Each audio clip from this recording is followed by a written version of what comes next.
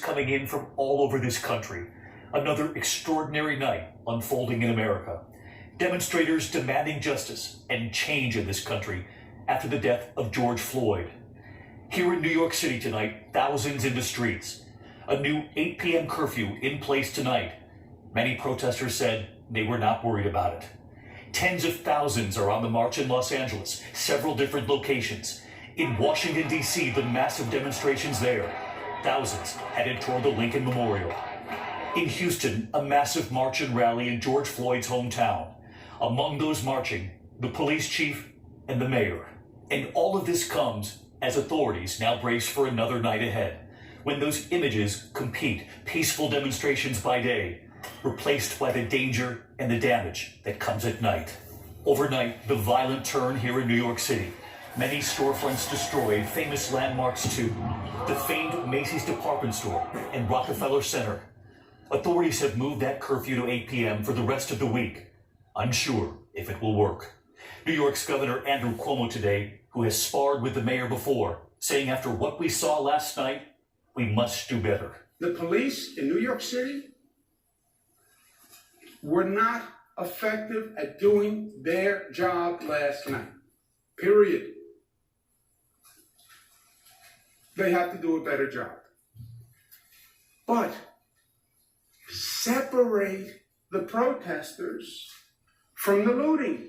Hundreds of arrests in New York City alone. And tonight, police are now investigating this video, showing a car slamming into an officer in a hit and run in the Bronx.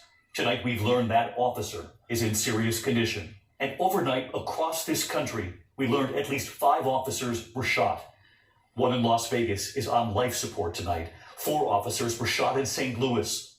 All of them survived. The police chief there today. Thank God, you're alive. You're alive. What?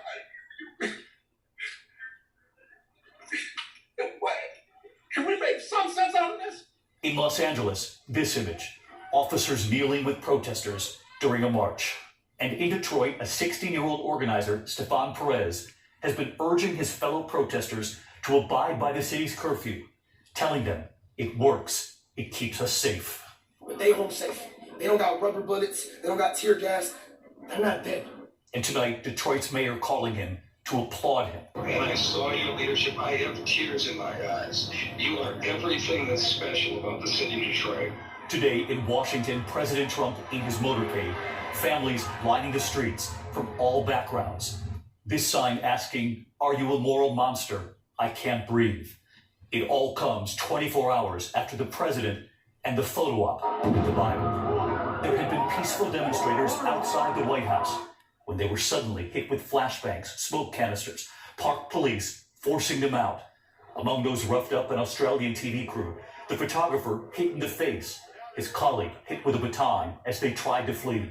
The images were being fed back live to Australia. Broadcasters there, stunned. A short time after the crowd was cleared, the president, with top advisors, walking straight through to St. John's Church across from the White House. They had cleared the path, those peaceful demonstrators, for the president. In front of the church, the president held up a Bible. A reporter asking, "Is that yours?" "Is that your Bible?" The Bishop of Washington, the spiritual leader of Episcopalians, including St. John's, was outraged. She said she'd been given no notice of the visit. She saw it all, watching TV with her mother.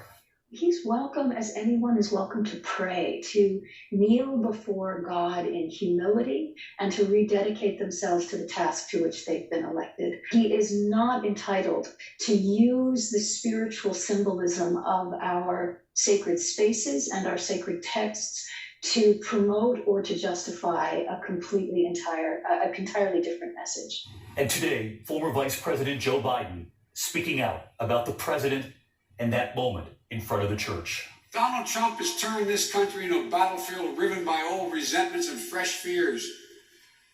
He thinks division helps him. His narcissism has become more important than the nation's well-being that he leads. And then Biden's promise to Americans, less than 6 months until the election. I promise you this.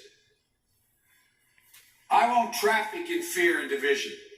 I won't fan the flames of hate. I'll seek to heal the racial wounds that have long plagued our country, not use them for political gain. And this evening, just before we came on the air, a striking moment here in New York City. Doctors, nurses, healthcare workers on the front lines in the middle of another crisis, this pandemic, taking a moment to kneel.